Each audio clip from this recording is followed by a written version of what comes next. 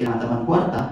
You click the link, it nag-add to sa isang website, and then you need to fill up your data, such as your name, address, birthday, email, phone number, kahit password. Ito group mo man, siya 100,000 na ina. So this is smishing. Other form of smishing, you just click the link, there's a virus or malware, upload it into your phone to retrieve data. So, but that requires technology, no? And sometimes, yung mga perpetrators nito, yes, they have lots of technology to use.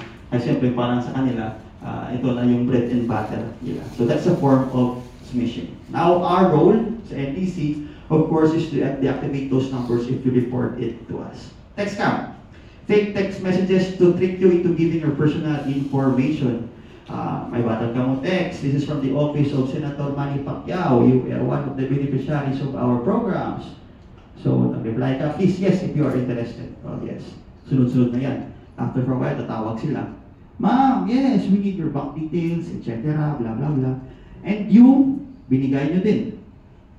So, from text to phone to online and to your bank accounts na.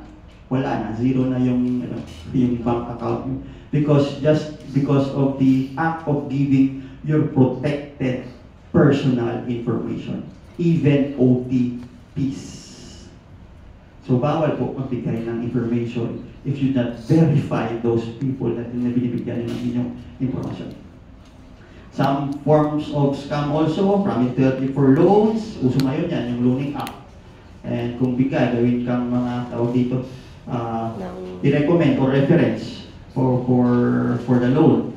And then, pag lang bayad, yung reference yung tatawagan, yung i-text. Na si Juan de la Cruz may utang na 1,000 pesos, blah, blah, blah, etc. So it's really important to be knowledgeable, no? Na to protect your information.